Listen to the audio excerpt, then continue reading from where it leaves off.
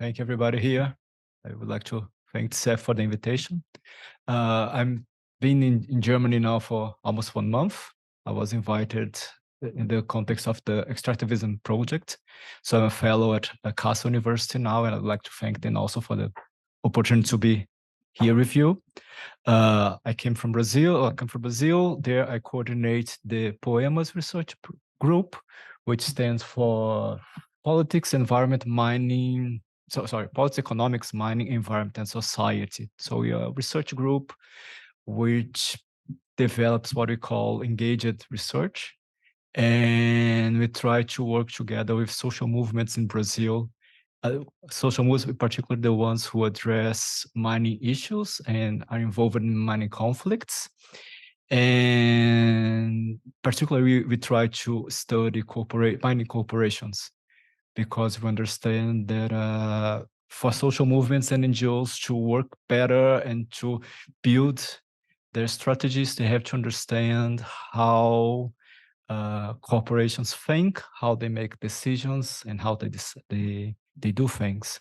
So that's some of the principles that orientate our research. In this research group, I work together with 9 other lecturers and researchers in Brazil. So it's not my work only by myself, but it's a broad network of fellows that work with me. So I bring this idea. This paper was originally, the research was originally developed in 2018, when we tried to prepare a framework to study mining corporations, and we use Vale as an example because the largest mining company in Brazil and probably one of the largest in the world. So what I try to bring, I believe that the most important thing here will be our dialogue and our debate. So I hope not to use all the half an hour that Aline gave me, but so that we have more time to discuss and exchange ideas. So I won't bother you too much on conceptual things, but I have to present a few ideas and concepts that we use, and then develop some of the studies that we have doing, or how we decide to look at Vale, just to help you to see how we are thinking this project. So we always started all our research in PoEMAS. It came from the idea, from the framework that is known as global production networks. It is originally developed as a descriptive analytical framework to look at corporations and how corporations make decisions. And we decided to use that because as academics, we have to legitimize ourselves as scientists. And in PoEMAS, I'm an engineer, we have social scientists, geographers, and this is quite a broad framework that help us to look at corporations from different backgrounds. So what's important there? The idea is that, like looking from the engineering perspective, that's where I come from. We usually look at only at value chains, which look mainly concerns on economic actors. And this kind of framework help us to look at non-markets, non-economic agents as well, like the role of state, the role of multilateral institutions, the role of workers and labor unions, social movements, NGOs. So we can put all these agents together in our framework and look at their movements, their strategies, how they work. Also, we work with 3 main categories, which would be value, and then it is related to surplus and rent. And we talk about mining. Rent is quite a critical issue to debate. How these companies create value, how they enhance value capture, which is quite a strong concept, and also how they destruct value. In value destruction, we also we extrapolate the idea of value and think also about non-monetary value, like well-being, peace, quietness, environment. We see that as value that can be destructed by corporations, mainly because sometimes that's the kind of value communities are fighting for. So we have to change a little bit the concept in this aspect. We also think about the concept of embeddedness, which are the main conditions that coordinate or influence how corporations would operate. And we talk about network embeddedness, social embeddedness, territorial embeddedness, which means like the social embeddedness is all the cultural and aspects that the companies bring with them, and the territorial embeddedness is the conditions where they operate, the culture, the legislation, all this aspect that kind of creates a frame where they can operate. And the material, again, quite relevant to our debate on mining, has to do with how much water is available for them, what are the conditions of the mineral reserves, so far, so forth. And of course, we talk also about power, and there are different ways to look at power. We can see like who is using that power with corporations, social movements, institutions, which kind of power they use, coercive power, material power, normative power. You also, as we were discussing before in another meeting, how this power would be manifested, and then we talk about Luke's perspectives on powers.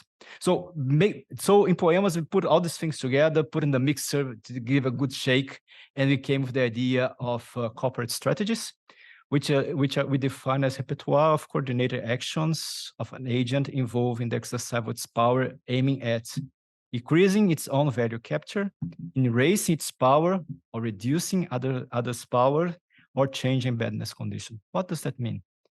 It means that the way we see what companies actually want is just to capture value.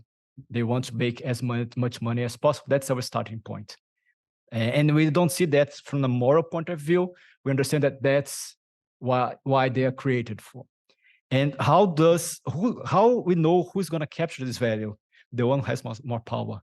So power defines value capture.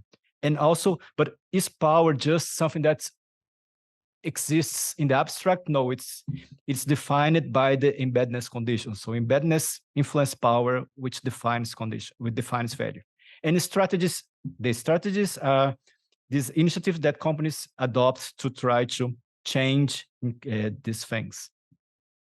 So how does that work? Now, a framework, looking at these different non-market agents, we understood that companies will have a specific group of strategies for each of these actors. So they might have some market strategies, which are related mainly for consumers, competitors, suppliers. We kind of create a difference here for financial strategies, because it could also be a market strategy, but considering the increasing financialization of mining corporations, it became quite a key important dimension to look at. We talk about institutional strategies. That's how they relate with government and states and institutions. Labor strategies, which are the ones towards workers and labor itself.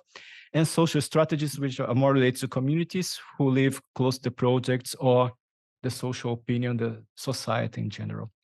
Originally, that was our framework. But as I said, I work with some geographers, and for geographers, territory in Brazil is quite an important category. So we came out with the concept of a territorial strategy. It's hard to justify that from the original framework, but it's quite a key and important strategy from our perspective, because we understand that mining activities actually create territorial conflicts. So it's an important category. And in the recent months, I have been looking in more detail for what we call the politics of scale, and then territories and scale go together quite well. And it's interesting to see how these companies, how this corporation, they create new scales, and these conflicts, they happen in scales that are not necessarily local, not necessarily state, not necessarily federal, but we see the project scale, and that creates a new dimension to understand, and territorial strategy is quite good to understand that. So that would be the framework that we develop, and the one that we applied in the case of Vale. So following on, so the market strategy, what does that mean? Is mainly the relationships with other economic agents, and has to do with geographical sectorial patterns of resource allocation, where they put the money, from where they get the minerals, for whom they sell, and which kind of technology they adopt. And how does it, how do we look at this? How do we study that? For example, in the case of Vale, we see that it works mainly in almost oligopoly in global perspective. If you look at iron ore, it has 22% of a market where you have only 4 companies playing globally. It also works in the basic metals like nickel, copper, and then competes with different countries. But if you look at the revenue, we see that it plays a different role. Like I couldn't see in the first slide that iron represents 74% of its revenue. So that's quite an important thing when I try to identify where it gets its money from. And then I can see which other sectors they work with. And we also try to understand how the company plans to move in this strategy. Now, how important it was for it to reduce dependency on iron, and now they are creating a spin-off of its company is going to be basically on nickel and other basic metals, and how they also invest in other ways, in other technologies. And that has to do, for example, when I start connecting things, because most of the Vale assets in Minas Gerais state in southeast Brazil are depleting, so it has mainly its reserves in North Brazil. So this kind of blend they put together, North Brazil would be Carajás, and they try to mix things to raise the creation of value from the iron that comes from south. So we try to understand the relevance of its reserves. Again, we look at geographic distribution, where copper comes from, where nickel comes from, and particularly if you look at iron ore, where it comes from, different mines, the different systems it uses, and how it's distributed. And again, we look at the consumers, look who is buying this kind of ore. And we can look at this from the point of view of countries and nations, but also about companies, and a development of this kind of research would be to look at the supply chain and the consumer's chain. So which companies are using which kind of products they're turning this iron ore. And then comes the big question, why we do that? Why is important for us, and particularly why it's important for social movements, maybe to look at the company from this perspective, to understand how market operates. It helps, for example, the social movements understand where the money comes from. Because if you want to create leverage, you need to pressure where it hurts.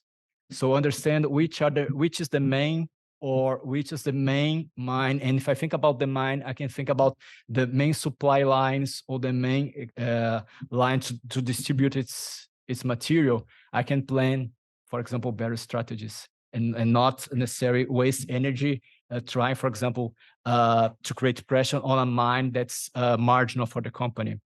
Also, I can understand who are the main competitors of this company. Can I use some examples to say, okay, there's a best practice in this situation, or why you don't do something like this, or to like criticize the whole sector as a whole, but understand how competitors work. I can think about other ways to condemn, to criticize, or to propose other practices to mining companies.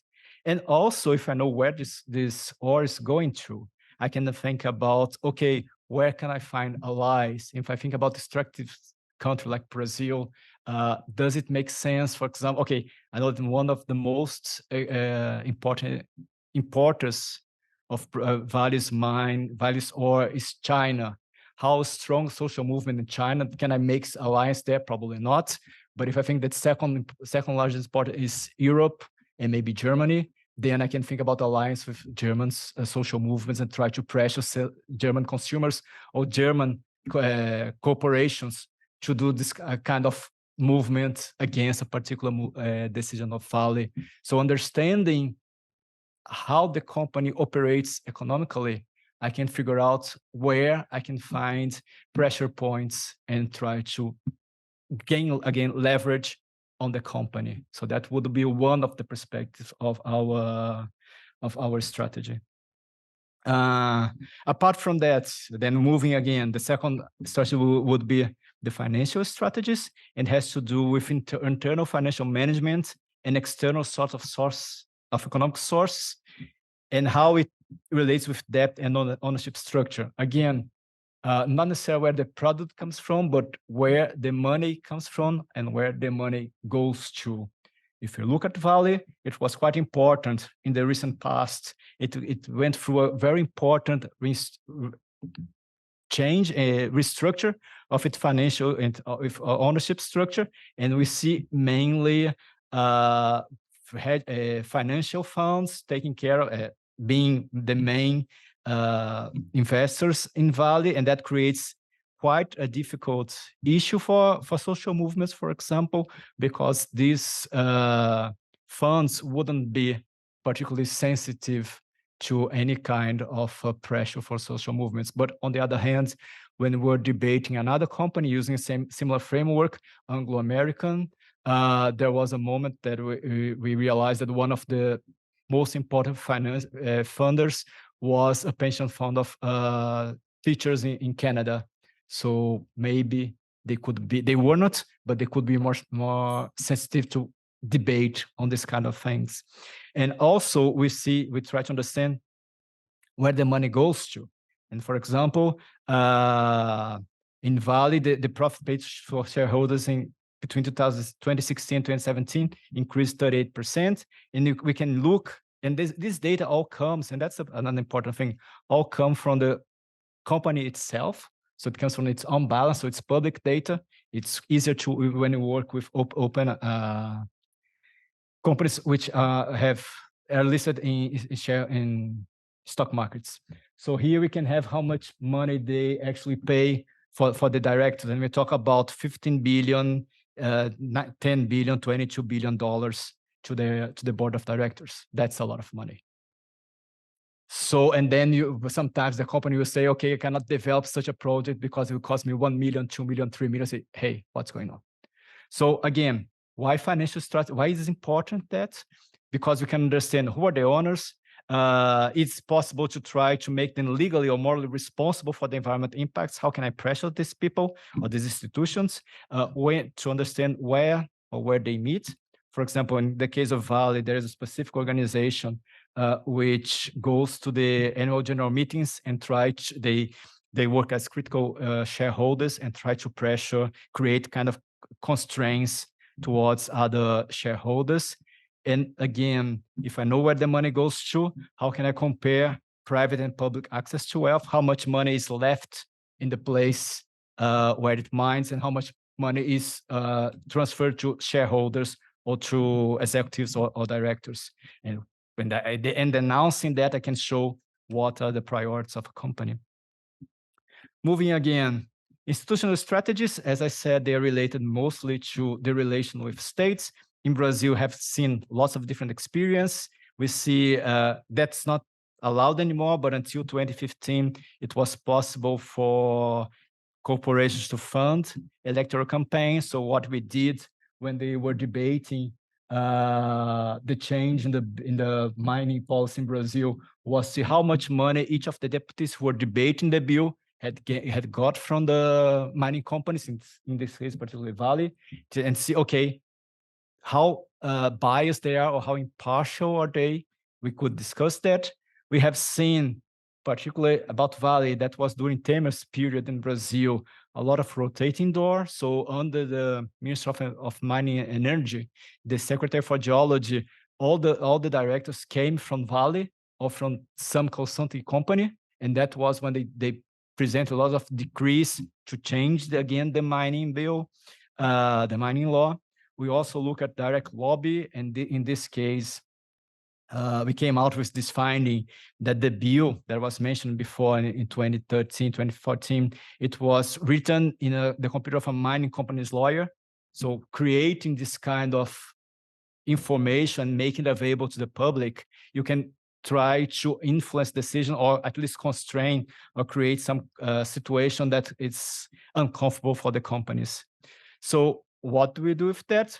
We try to expose private relations between companies and public agents, create embarrassment for politicians, pressure institutions to limit influence on decision makers. In this case, for example, the Brazilian Supreme Court tried to put aside Quintão, that he was the rapporteur of that bill, and in the end he was obliged to step out of this position because of all the embarrassment created by some of the news that were published. Labor strategies, they are most related with labor costs, wage, working conditions, hiring and outsourcing. And outsourcing is becoming bigger and bigger in the mining sector. Recently, we have changes in the Brazilian labor law, and it makes things even worse. In the case of Vale, what we saw is how it treats different outsourced workers and its own workers in training and access to salary, wages, health and safety issues. How badly, how worse I get in all the contracts for outsourcing workers, reduced rights, as I mentioned, more flexible and lenient health and safety policies, and also problems concerning the corruption of labor unions. Like some of the leaders of some unions, they kind of get more on the side of the company than of laborers. So studying that is really important because it's important, like labor, the condition of labor is important. But apart from that, it's important for social movements to create alliance with labor associations and unions. Most commonly, we see workers and environmental activists like on opposite sides, and that doesn't help at all, neither of them. Not only because workers are also impacted by the mining activities. Most commonly, workers will live close by the mining facilities, so they will affect, and their families will be affected for environmental issues. Apart from that, workers are very important source of information. They know what's going on. They know the risks they're going through. They know things are not being properly run inside the company, so it can be a quite important source of information to develop other types of campaigns. And again, health and safety affects both communities and workers. And we saw that particularly in the case of Vale, when you had all the issues concerning outsourced workers in the disaster we had in Brumadinho, that was in 2019 when the tailings dams collapsed. Trying to finish within my time. I thought it would be quicker, I'm sorry, but almost there. Social strategies, those are the strategies that influence emotionally, cognitively, sometimes materially, the agency of civil society, and that can work in different ways. We talk about positive social strategies, corporate social responsibility, like creating foundations and trusts, which try to create social programs. In the case of Vale, it's quite important, the cultural side in Brazil.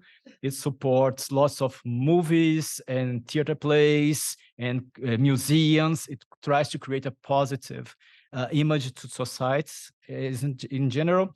And we, particularly in Minas Gerais state, where I come from, but also in other parts, we have quite an important role in the scientific educational area. So actually Vale has, sometimes it funds through our research institutes or agencies, specific projects. It gives prizes and scholarships to students. So again, to create some positive aspects. And sometimes I've seen a few of these contracts, particularly in the case of Rio Doce, that was another tailings dams disaster we had in 2015. It wasn't Vale itself, but Renal Foundation, which was a foundation created by one of Vale's companies. When they had these contracts with researchers, any kind of scientific publication that would be, before being published, it had to be authorized by the Renal Foundation. So this is the kind of relationship they might create with scientists. And again, in many mining towns, and that's not a particularity in Brazil, but we see that in other countries, how they create training programs for teachers to help them understand how important mining is in that context. But that would be the positive side, if you think so. But on the negative side, we might see judicial means like prohibiting activists or union leaders to get close to the railway, or prohibit them to create picket lines, for example. There's some experience on spying on social movements and trying to infiltrate these movements to get information. Why do these strategies matter? Because you can denounce and call attention for what we call greenwashing strategies.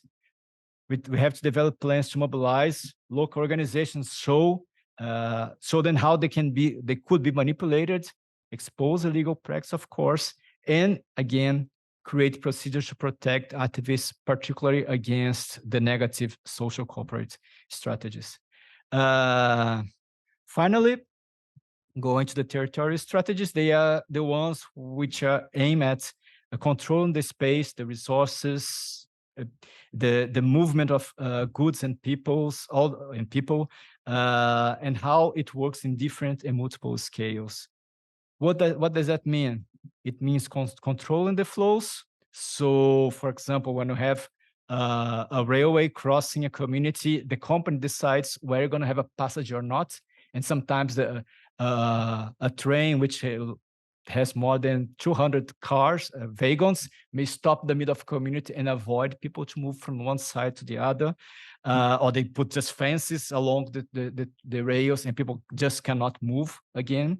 We have in Brazil quite a lot of problems concerning land appropriation, violent displacement, the use of mining rights to avoid access to some territories, and also illegal purchase of land and expropriation of workers. So this kind of stuff have been identified in Vale's case, but also in other mining companies.